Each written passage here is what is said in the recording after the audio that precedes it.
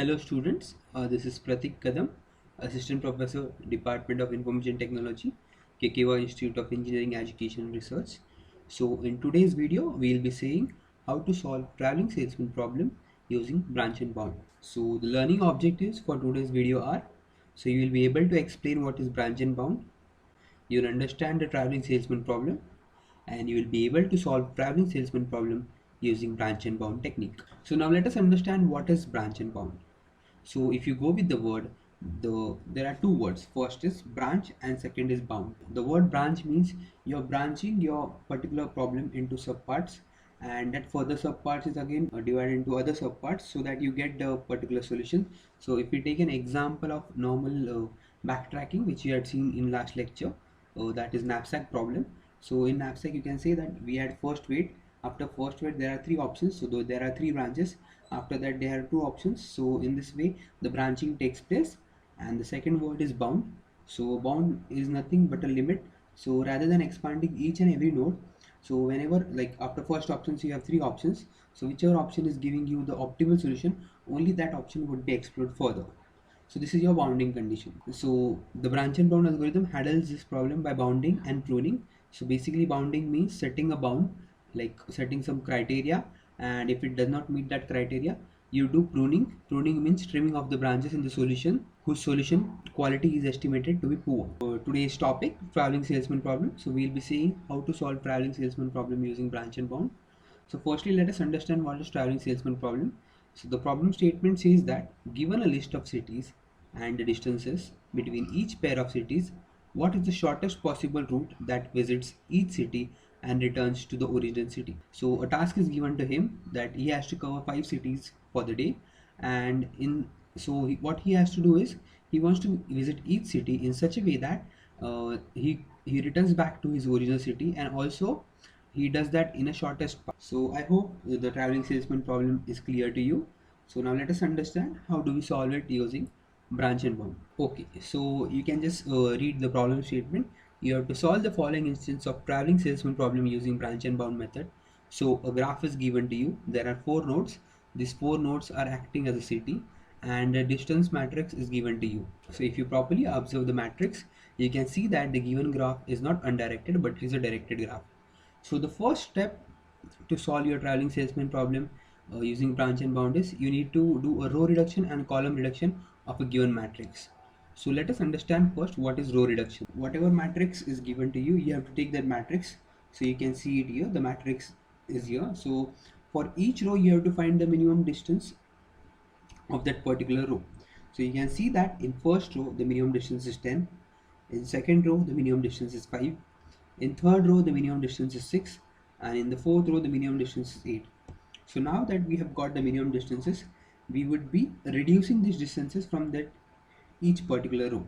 So what we are doing is we are subtracting 10 from each of these values. So infinity minus 10 would be infinity, 10 minus 10 would be 0, 15 minus 10 will be 5, and 20 minus 10 would be 10. Similarly for second row we do the same procedure, third row also we do the same procedure, and for the fourth row also we apply the same process. So now we have got a matrix which is row reduced.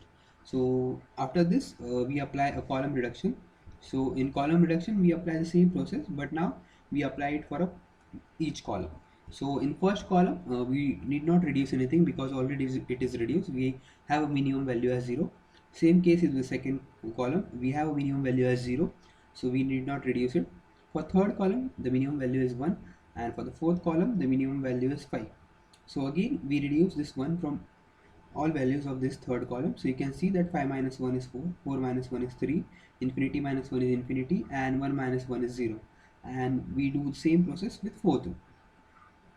So finally we have reduced a matrix using both row reduction and column reduction.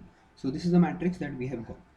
So you might be wondering like why we are doing these steps. So basically initially whatever the distance matrix is given to you, we apply row reduction and column reduction, and whatever is the reduction cost. So cost of m1, that is first node, is your row reduction plus column reduction, sorry this is column reduction, uh, is 35.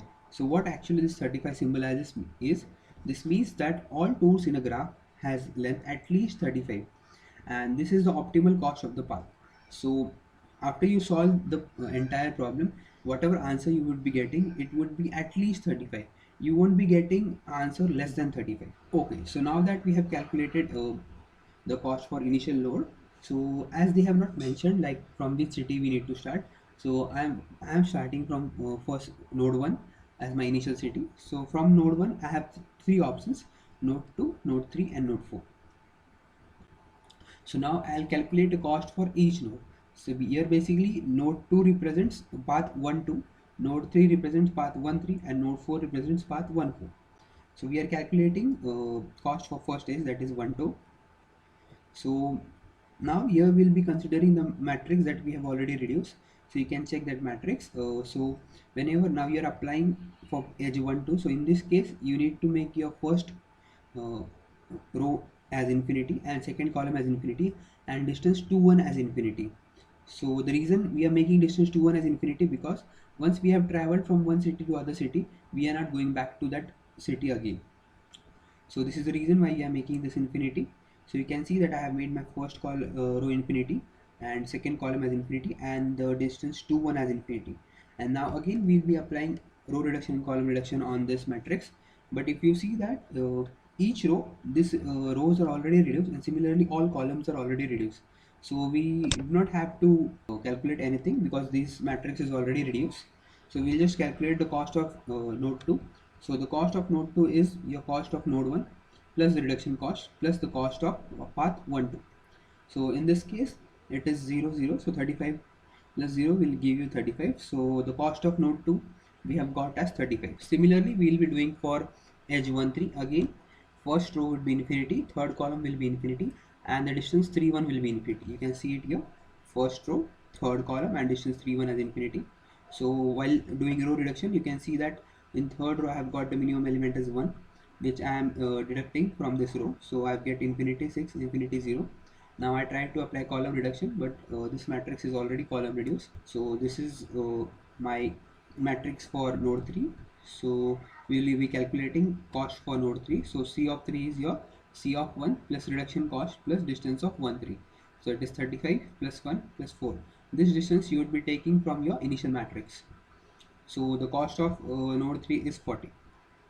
In the same way, we'll be calculating the cost for node 4, that is for path 1 4. Again, first row infinity, fourth column infinity, and distance 4 1 as infinity.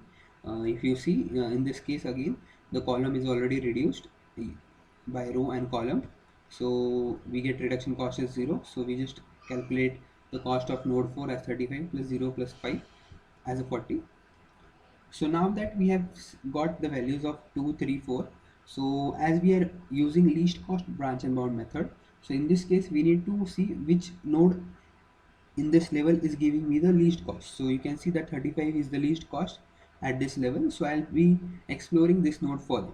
So now that I have considered path 1 2, the only two nodes that are left, that is only the two cities which are left to visit are city 3 and city 4. So your 2 5 represents part 2 3 and your 6 node represents part 2 4. So now similarly we'll be calculating cost for this node 5 and node 6. So you can see that the edge is 2 3 but the path is 1 2 3.